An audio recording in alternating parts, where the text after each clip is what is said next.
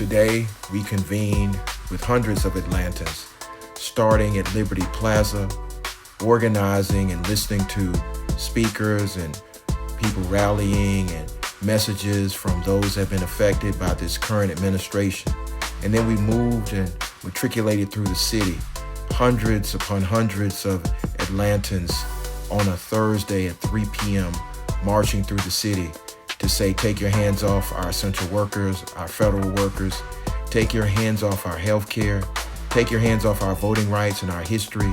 and making sure Atlanta's voice was centered in this protest movement that is sweeping across the country. This was the continuation of the Hands Off movement with 5051 and organizers like the NAACP, the PSL, our labor unions, and all of the individuals that have been affected, our federal workers, making sure that their voice is heard in the most American of ways, and that's First Amendment, protected speech, protest, and First Amendment elevation of our freedom of expression. And so we marched down MLK, past the Fulton County Courthouse, down and around toward the ICE facility on Forsyth Street, and continuing to exercise our most fundamental of rights, which is the right to freedom of expression. We were joined by hundreds upon hundreds of protesters,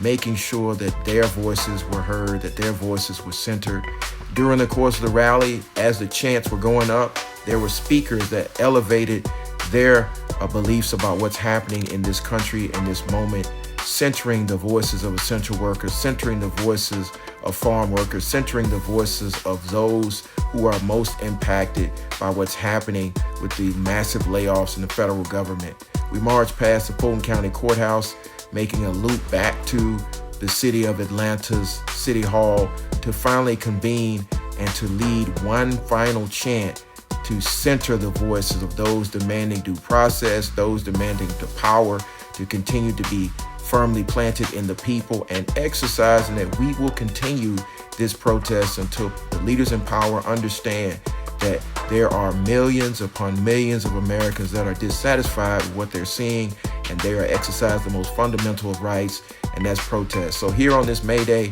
I was honored to join the protesters. We will continue to amplify the voices of those that have been marginalized. We will continue to mobilize and strategize as we continue to push back. We've seen the cuts, we've seen the attacks, and now it's time for us to continue to elevate our voice. So again, we will continue to protest.